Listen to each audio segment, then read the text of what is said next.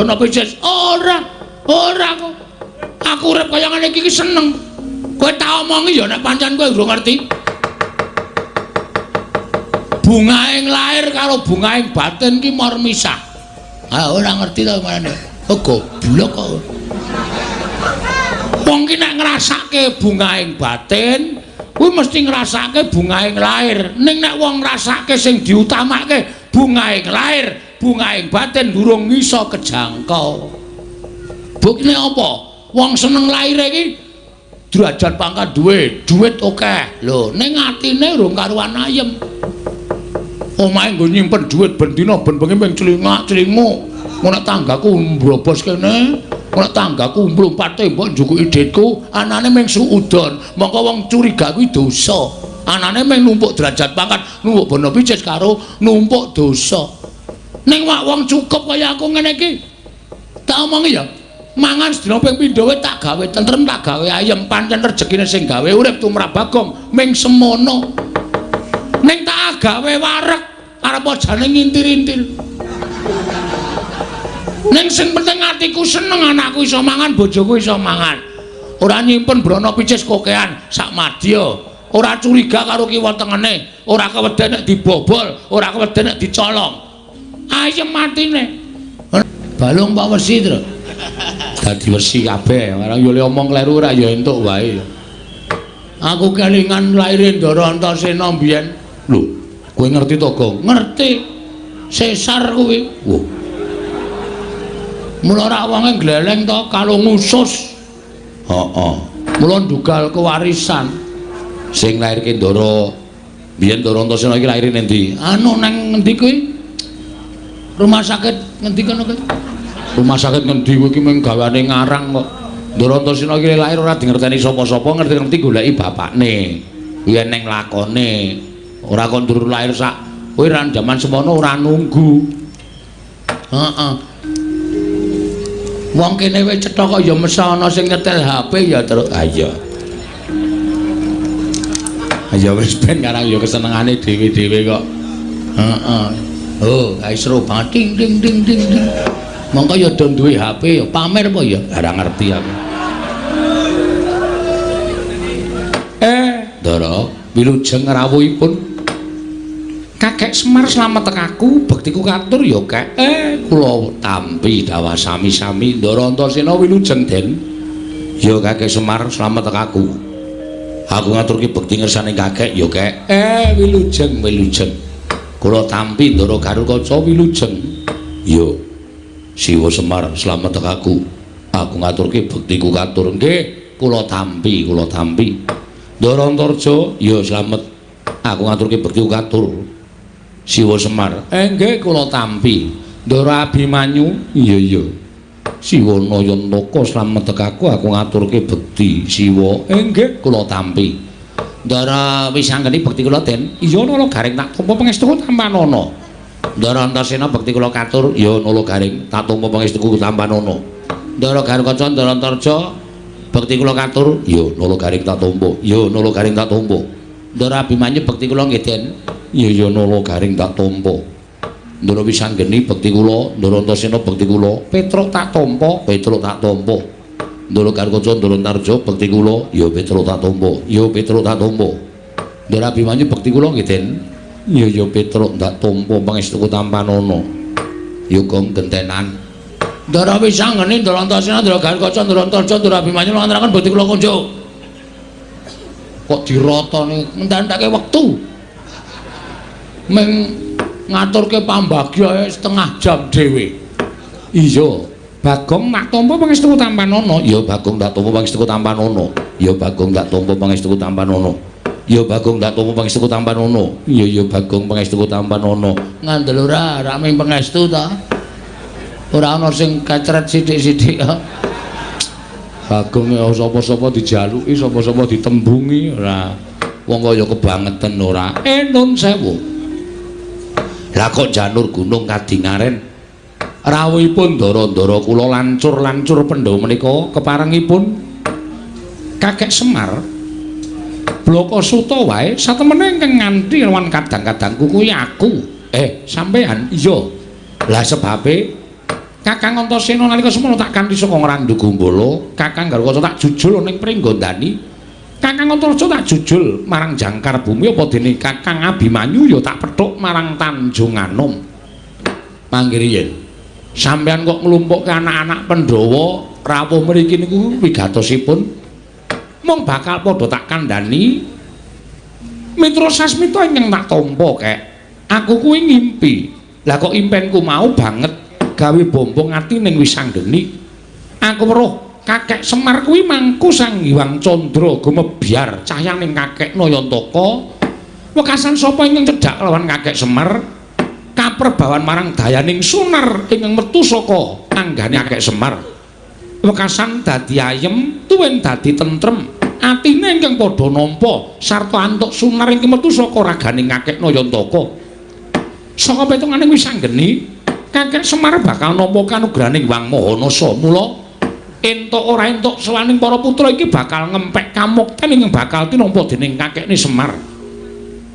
Mula banjur aku nganti lawan kadang-kadangku kabeh ingkang wigati aja nganti keri. Upama Kakek Semar pancen bakal nampa kanugrahan kabejan sarta dayaning kanugrahan mau aja mbok agem dhewe, nanging paringna marang para putra Pandhawa dimen padha melu ngempek kamukten kanugrahan ingkang bakal tinampa dening kakekne Semar. Cah cilik kok pintere Raja Majama. Aku ki duwe anak cilik wae petuke Raja Majama. Sapa, Pak? Ya kowe kuwi. Ndara Wisanggeni iki arep etungen to. Semene iki nom dhewe. Ning kok pintere ora jamak-jamak, ngendikane teteh, ngendikane titis, tur dasare bener karo apa sing tak gagas, bener karo apa sing tak karepake. Nggih, kula nampa. Matur banget panutan pepindhan ya, Kek, sami-sami. Ning kanugrahan iki mboten ajeng isa kula gayuh. Merga syarate angel. Lho, syarate apa? Syarate kula kudu isa nglumpukke pusakaning jagat telu cacahe. Pusakaning jagat telu cacahe kuwi apa wae, Kek?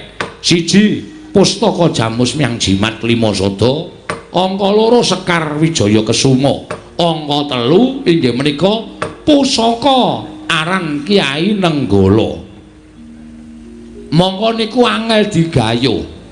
Niku pusakaning para priyayi, niku pusakaning para luhur. Nek kula kongkonan anak-anak kula niku mung semaguh tanpa bukti, kakehan gunem tanpa guna. Gelem mangkat, gelem makarya ning perkara kasembadan lan orane ora iso dijagake. Mula gandeng nek sampeyan kepengin ngempek kamukten utawa wahyu ingkang bakal tumedhak wonten ing Karang Kadempel, ya kudu wani mbudidaya. Kudu wani banting raga meres kinget. Mengkono, Kek. Nggih. Ya yen pancen kaya mengkono ora usah kuwatir. Aku mengko sing bakal nggayuh pusaka 3 tak boyo marang Karang Kadempel. Ampun sembrono lho. Ampun gampang ngucap. Ngoten. Ucap niku dicundhukke karo kekuatan. Ucap niku dicundhukke karo kepinteran. Ucap niku dicundhukke karo kekuwataning raga lan jiwa. Merga sakniki akeh wong sing kakehan ucap ning ora dicundhukke karo kekuwatane. Wekasan ana tetembungan kokehan gluduk kurang udan. Tom kosong. Allah. Apa kok? Tom kosong. Tong kosong. Tong kosong berbunyi nyaring ngono ya, Tru. Ayo nek cara basa Indonesia ngono kuwi. Omongan uga ning ora ana nyatane. Kene iki kok tak nganake kene mbel. Ora ana nyatane, ora ana. Lah niku nek sampeyan sago ya sago tenan, ning nuwun sewu nek ming kandhek wonten ing lair, mboten sah mawon mengke ndak malah ribet-ribeti. Kek. Aku karo Kakang Antasena ing bakal budal marang negara Ndorowati ing wigati nyuwun ngambil Sekar Wijaya Kesuma. Nek ingkang wa mboten pikantuk, aku nggawa Kakang Antasena nek perlu takon ngamuk ning negara Ndorowati. Lah niku jenenge jilih ning nganggo kekerasan kaya ngoten niku. Niku mboten prayoga. Nek iso ya dirembuk sarana becik. Tak budidaya ngrembuk sarana becik. Aku ingkang sagu ning Ndorowati. Lah terus aku ingkang sagu marang negara Ngamarta. Yun Kampil Wodarma Kusuma. supaya pusaka tak boyong marang Karangkadempel bareng karo adhiku Abimanyu. Matur nuwun. Lah sing teng Mandura nek pancen aku dipercaya aku tak budal ning Mandura. Siwa Semar, aja kuwatir. Aku bakal nyuwun ngampil senjata Nenggala. Ndara wis sanggeni kali Ndara Antasena, Ndara Garkaca kali Ndara Abimanyu. Lah sampean kok ora duwe jodoh? Iya pancen aku mung ijin. Nek kira-kira tak wenehi kanca purun mboten. Nek pancen diparengake aku gelem. Bagong kowe melu Ndara Antarja. Aku tok arep masuk angin ya Pak iki. Wong mau cangkeme le omong bantere ora jamak. Waras apik kok bareng entuk gawean kok masuk angin. Wong masuk angin ki ra iso ditebak. Ketoke mau waras ngerti-ngerti terus meriang terus kerokan ya pirang-pirang kowe iki ora terus ngalahke aku ngono kuwi. Siji wong masuk angin, loro wong mati ora iso ditebak. Ana sing lagi tenguk-tenguk kepengin kedulungan wayu mejang. Ngerti-ngerti modar. Dasmu kuwi. Kowe nyemoni bapak kowe senengane ora. Mangkel aku. Wong aku ki masuk angin tenan kok mbok delok iki didemek. Terus iki bathuk iki. Oh iya panas ngono kok. Heeh. Nek kira-kira madang waras ora, Gong? Anu kuwi waras. Madang kok njur waras ora, tergantung lawuhe. Oh, nek ming tempe ya suwe 3 dina lek waras. Nek sate kambing ya karo tengah jam wis waras. Lah apa sate kambing? Oh iya. Lha tukoke aja kuwatir, nek tensine munggah aku ora tanggung jawab lho. Aku ora tau ndek tensi ya, Tru. Oh. Uteke ora panas. Ora bakal panas wong ora diutek aku. Ayo. Kula suwun nek pancen pun saguh, nggih saguh mawon. Lan kula ngaturaken panuwun ingkang tanpa pepindhan. Dene ndika Ndara pun kepareng nyagahi menapa ingkang kula betahaken, muga-muga rancak samukawisipun napa sing dijanjekke dening para dewa saged tumedhak wonten ing Karangkadempel sampeyan ngempek dayaning kanugrahan ingkang kula tampi Ndara. Tan samar pamoring sukma sinukmaya binayu ing asepi sumimpen telenging kalbu pambukaning warana tarlen ing gumarenggeng samya pirembagan dados sakeling mangke dumurujug tanpa harapan praptaning Begawan Durna ingkang miyak sagung kang samya sumewa karya kagiat kang samya mulat.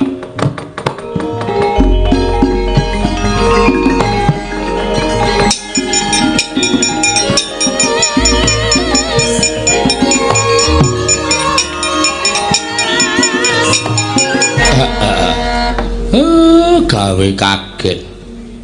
Niki rak Penembahan Durna to Penembahan. Gandhok mleguduk swalo gembol Semarante. Awela. Iya, aku Begawan Durna Semar. Apa kowe pangling karo aku? Mboten. Lah ya sawetara ora ketemu. Sing jeneng mripat tuwa niku rak kudu gagap-gagap to Penembahan. Loh, ya wis ora jeneng mokal wong dasare umurmu karo umurku ya wis tuwa tenan. Wilujeng Penembahan. Slamet tekaku Semar niring sambikala praptaku. Salam talingku kantur marang kowe ya Semar. Nggih kula tampi. Penembahan bekti kula kunjuk. Nala gareng natampa pangestuku Tampanana. Lho nggih. Bekti kula kunjuk Penembahan. Oh Petro Kantong bolong natampa pangestuku Tampanana. Lho nggih. Sanget anggen kawula dadosaken jimat. Bekti kula kunjuk Penembahan. Oh Bagong iya. Pangestuku Tampanana ya Bagong. Lho nggih. Sanget anggen kawula dadosaken jimat. Dipun sekecahipun anggenipun lenggah. Wis ora kurang prayoga praptaku ning Karangkadempel. Eyang aku ngaturake bekti kunjuk. Lho, iki sapa iki? Aku wis anggeni Eyang. Oh, wis anggeni ya putu. Pangestuku Tampanana ya wis anggeni. Tak gegem dadekake jimat slamet Mbah Kakung. Lho. Sapa iki? Aku Antasena. Oh, Antasena putuku kowe. Pangestune Simbah Tampanana ya, Nger. Ndak gegem dadekake jimat Eyang bekti kula kunjuk. Suarane kaya Gatotkaca iki. Kasinggihan mekaten. Pangestuku Tampanana ya tetuka. Kula pundi nggo jimat Eyang bekti kula kunjuk. Iki sapa? Kula pun Antarja. Wah iya Antarja. Pangestuku Tampanana ya Naga Baginda. Kula pundi nggo jimat paripin dayana ing kasantosan Eyang bekti kula kunjuk. anu sapa iki Janaka sanes kula Abimanyu. Oh Abimanyu putuku cah bagus pangestuku tampanana ya Abimanyu kula pundi nggo jimat pariping dayaning kasantosan. Wah Durna bapakku aku katurake bektiku katur. Lho, Werkudara ana suarane kok ora ana wujude. Werkudara pangestune Bapak Tampanana. Niki Bagong, Mbah. Oh, setan ki ora. Kating-kating kuwi. Kating-kating kuwi. Werkudara ora ana kok suarane ana. Wah, iya. Ya, Mbah. Aku aturake basaku kok suara gede masuk kamu Kong. Coba balen ana Kong. Wah, wedian. Kok iso gede Kong? Mbah iki yaine gede dhewe, Tru. Mbah ora tak apa-apake lho. Ha iya. Kok iso gede dhewe aku iki gumun ya. Nuwun sewu penemban. Rawuh ndika enten apa pigatos? Lah kok janur gunung kadingaren rawuh enten Karang Kadempel. Oh, iki ngene ya Semar. Mrataku nang Karang Kadempel kuwi ora saka karepku dhewe. Nanging pancen aku diutus dening anak Prabu Duryudana supaya aku sowan ning Karang Kadempel ingkang wigati kowe tak kandhani.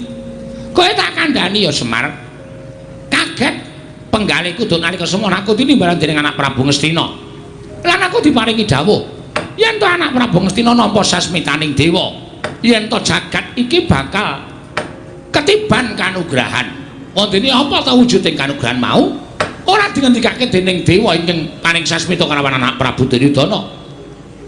Nanging mung diparingi dawuh yen to Ngastina kuwi bakal saya kuncara anjayeng bawana. Yen to linenggan dening Semar Badranaya ora ketang mung telung kedheping netra. Bebasane ora ketang mung sak siring bawang sak umuring jagung sak uruping damar. Kuwi Ngastina bakal dadi negara ingkang kuncara jagat ingkang keberbegen marang kumandange negara Ngastina. Mula tumuli anak Prabu Duryudana utusan karo Begawan Durna ingkang wigati sawana ning Karang Kadempel. Dene wigatine kepengin boyong kelawan kowe Semar. Mula praptaning Begawan Durna ning Karang Kadempel iki kadhake sangganing para sata Kurawa ingkang wis jangkep gawa tandu jempana joli-jolan bakal binayang marang negara Ngastina. Ora ketang mung teleng kedheping paningal kowe rawuh ning negara Ngastina ya Semar. Kowe prapta ning negara Ngastina. Monggo anak Prabu Duryudana wis paring dawuh karo aku, Bapak Durna, menawi Semar kersa rawuh wonten ing negari Ngastina, nyuwun menapa dipun paringi. Menawi perlu nyuwun brana picis, nyuwun wujuding brana picis, hargya kencana jamrut hergeni dipun paringaken dhateng Semar Badranaya. Nyuwun pinten gerobak, pinten kereta, menawi perlu Karang Kadempel menika dipun guruki nganggo brana picis. Ngono ngendikane anak Prabu Duryudana. Mu Semar praptaku ning papan kene kuwi ibarate kaya dene dewaning kamulyan. Ingkang bakal menehi kamulyan marang kowe lantaran anak Prabu Duryudana. Kowe rawuh sedhela wae ning negara Ngastina, balimu uripmu bakal mubra-mubru, uripmu bakal mulya, uripmu bakal ora kekurangan apa wae. Malah ngendikane anak Prabu Duryudana nek Semar gelem ning negara Ngastina sak lawase bakal pinaringan pangkat nujum Baranpara ana ing Praja Ngastina, kowe bakal mukti ngawibawa Nyakrawati Mbau Denda. Omahmu ora bakal kaya ngene wujudane. Oh, Semar, kowe iki mesakake temen kok. Uripmu sarwa ngrekasa. Coba to, kowe ora ketemu aku pirang-puluh taun. Mongko saka wewayanganku, kowe ora ketemu aku pirang-pirang taun kuwi bayang aku lho. Omahmu kuwi wis apik, omahmu kuwi wis becik. Ning kok panggah kaya ngene coba. Pendopo nek le pendopo ning payone ana gendeng, ana seng, ana plastik. Apa kaya ngono kuwi wangun pendopo? Tur ing atase kowe iki abdi ning para Pandhawa lah kok iki rak lincak biyen kae ora ganti-ganti. Nganti dilemeki triplek barang. Uripmu kok kaya ora kepenak to Semar? Mula iki ana kalodhangan. Yen kowe gelem sowan nang negara Ngastina, apa kang dadi kekayaanmu bakal kasembatan. Nek perlu omah iki dimbrukke, kowe mbangun sing anyar. Bangun sing anyar. Prabaya ora saka kowe. Nanging saka negara Ngastina bakal dicukupi. Kowe pengen bangun omah wujud kaya ngapa? Omah sing kaya kepiye? Bakal kasembatan. Waton kowe gelem sowan negara Ngastina. Kowe kandha. Kowe njaluk sandangan cara kepiye? Kowe sesuweng ora mung suweng wujude lombok abang kaya ngene iki tok peng-pengke. Kowe nganggo suweng sakurungan jago dumadi saka inten bakale kewer-kewer kupingmu. Ning mesti bakale kelakon. Mula kang saka kowe Semar ayo to. Aja nganti kowe mikir kaping pindho, aja nganti kowe metung-metung bola-bali. Iki kalau jangan kowe entuk kamukten. Kowe entuk kamukten. Nek yen kowe ora gelem tak boyo marang negara Ngastina. Oh, Semar. Ana Prabu Duryudana wis maring dawuh karo aku, bahwa Durna sagedakan menika panjenengan boten saged boyong dhateng Semar Badranaya. Ginanipun menapa panjenengan kula sembah? Ginanipun menapa panjenengan dados pujangganing negari Ngastina? Ginanipun menapa panjenengan kula sembah-sembah minangka guru kula? Boten wonten ginanipun. Menawi namung boyong Semar kemawon panjenengan boten saged ateges Durna menika namung pendhita ingkang boten wonten nyatanipun. Buktinipun kawon kaliyan Semar Badranaya. Mila tinimbangane aku ngosin bali marang negara Ngastina, oh, paripaksa aku ngruduk peksa karo kowe Semar. Yen kowe ora gelem tekan negara Ngastina, tak rudha paripaksa. Bangga bakal tak rampungi, budi bakal tak sembadani. Apa sing dadi karepmu bakal tak wujuti. Rupak wani, jembar wani, padangane wani, petengane apa meneh Semar.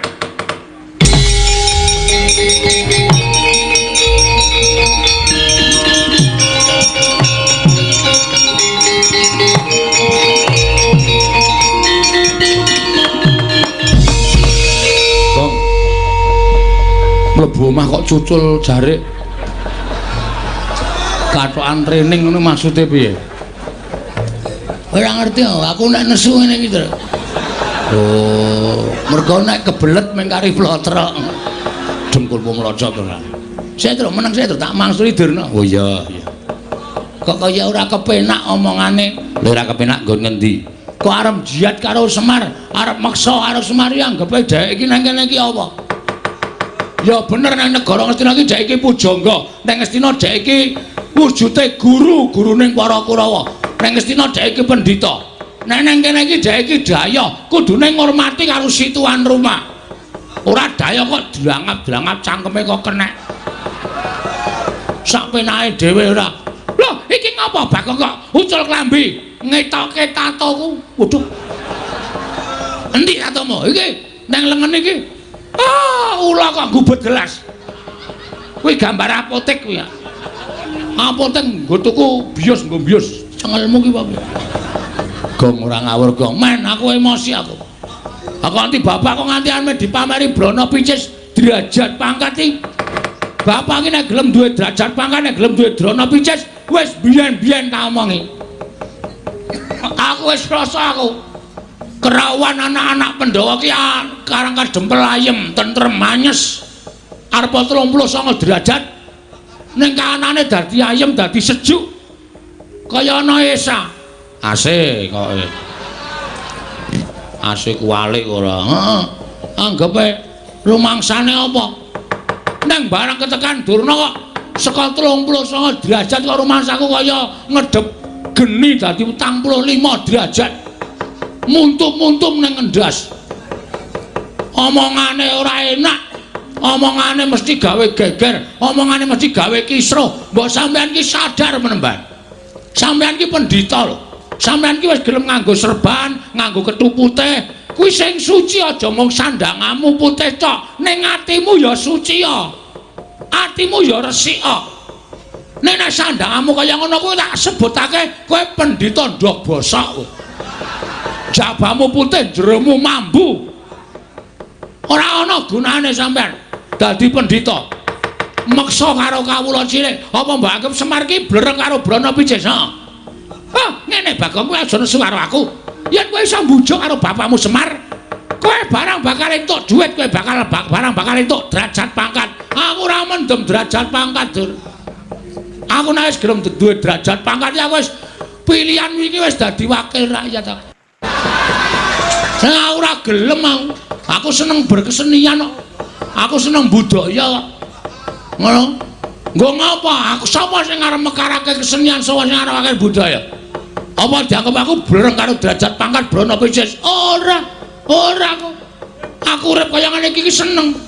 Kowe tak omongi ya nek pancen kowe urung ngerti. Bungaing lair karo bungaing batin ki mor misah. Ah ora ngerti to marane. goblok kok. Wong ki nek ngrasake bungaing batin, kuwi mesti ngrasake bungaing lair. Ning nek wong ngrasake sing diutamake bungaing lair, bungaing batin durung iso kejangkau.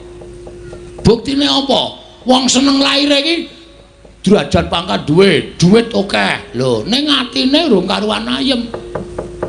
Omahe nggo nyimpen duit ben dina ben bengi ping celingak-celinguk. Ngono tanggaku mbrobos kene, ngono tanggaku mlumpate mbok njukuki dhitku, anane ming suudon. Mongko wong curiga kuwi dosa. Anane ming numpuk derajat pangkat, numpuk bono picis karo numpuk dosa. Ning wong cukup kaya aku ngene iki. Tak omongi ya.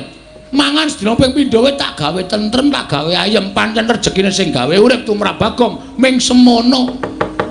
Ning tak gawe wareg arep jane ngintir-intir. Ning sing penting atiku seneng anakku iso mangan, bojoku iso mangan. Ora nyimpen brana picis kokean sak madya. Ora curiga karo kiwa tengene, ora keweden nek dibobol, ora keweden nek dicolong. Ayem matine. Ngono. Apa mbok anggap urip nang alam padang ki sing utama ki ming bondo donya. Ya ngono wae piye. Sabar kok, sabar kok. Watuk ya aku ya ora apa-apa, ora apa-apa.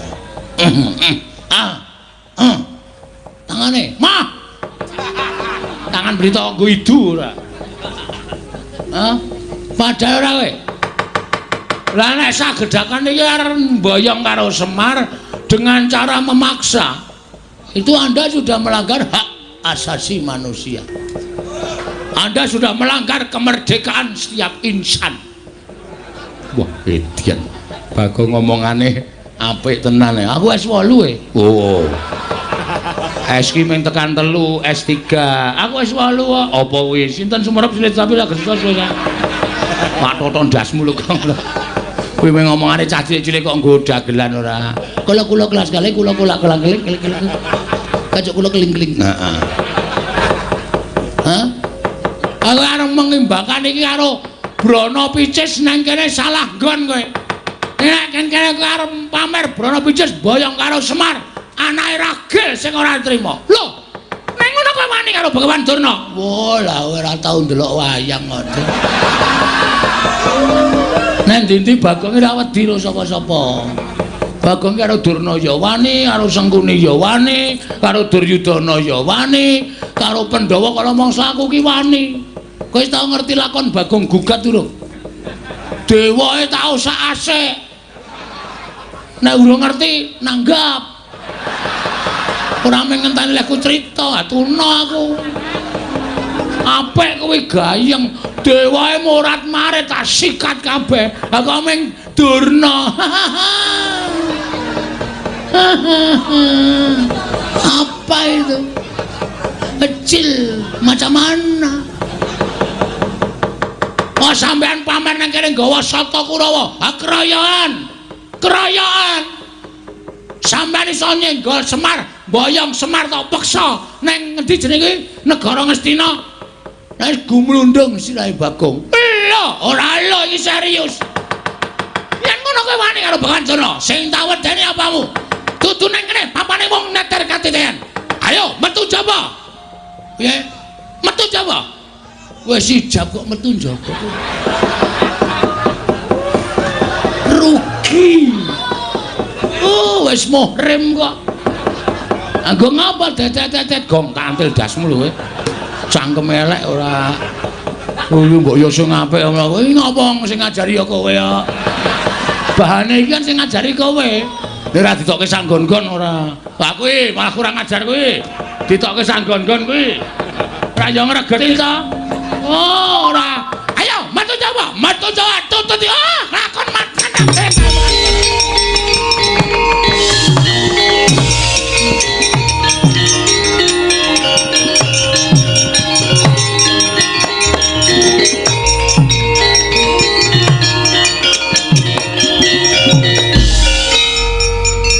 Pancen cah siji iki pancen demit.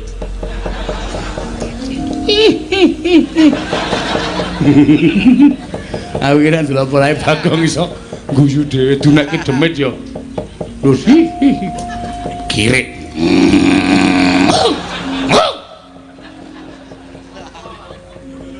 Apa ya, Pak? Kowe iki tak omongi to. Heeh, piye? Maksudmu kene mau piye? Lho, melindungi Bapak. Aku ki ora arep ngopo-ngopo. Nek iso ana rembug dirembug, ana perkara dirembug sarana bedamen. Lah kok mesti kowe iki gawe geger, mesti gawe rame. Iki nek kowe kaya ngono kuwi tak ngibarate jagung bakarane. Agene ana jagung mbok ditokke, Mer. Ora, kok cah goblok ora. Jagung bakarane iki apa kuwi paribahasa, tanggung perkarane ngono lho. Kowe iki sing gawe perkara, kowe kudu nanggung perkarane. Maksudnya aku mungsuh Durna apa piye? Kowe sing gawe perkara ya kudu wani nanggung. Oke. Mung Durna kok pancen aku niat kepengin olahraga asine. Nandingi Kurawa. Gong Kurawa iki arep kaya ngapa digdaya-digdaya lho Le. Ora wedi aku. Lah terus kowe arep kowe sing ngertok ndelke sapa? Ha iki ngopo iki dating pendelik iki? Wo, setan iki ora. Mulane kok kendeli ra jamak-jamak. Ha nek ora ana iki aku ya meneng wae. Gandeng ana nom-noman iki gunane apa? Mula aku terus gleleng to menano apa jenenge sambil menyelam minum air. Tegese piye kuwi? Main ketok nek Bagong kendel. Ora ngerti nek sing tak tantangke iki piyai-piyai iki. Mangke tak aku ditonton wong semene kok wah Bagong gleleng tenan jane ya nul. Pancen wedhus tenan. Mbek, mbuh. Ora caturan. Ndara Antasena. Piye, Kek? Niki anak kula Bagong. Batur sampeyan wis goleke gawean. Nyuwun ngapunten nggih, Den, ora apa-apa. Gong, nun. Kowe wis tuwa, leren ngaso. Kula tak tandangane. Krungu ta kowe. Niki nom-noman sing tanggapi ngene iki. Bagong kowe rasa melu-melu Kurawa tak tandangane. Ndara Gatotkaca pancen jos. Bagong rasa melu-melu tak tandangane Bagong. Wah, Ndara Antarja nyos. Mengko kowe lingguhan karo aku, Bagong.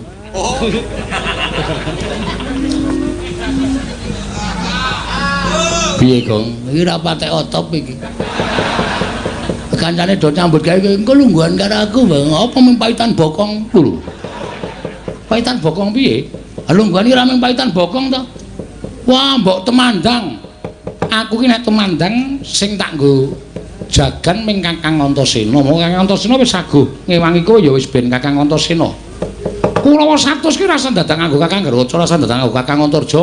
Kakangku Bambung Antasena iki nganu iso ngrampungi perkara kok. Ya, Kang. Mbuh. Kok mbuh apa? Mbok sing sopan iki. Aku arep dikaya ngene iki ya anak satriya, anake Bapak Werku durung bambung-bambungke. Oh, senengane ora kurang ajar karo kakangne kok Bambung Antasena.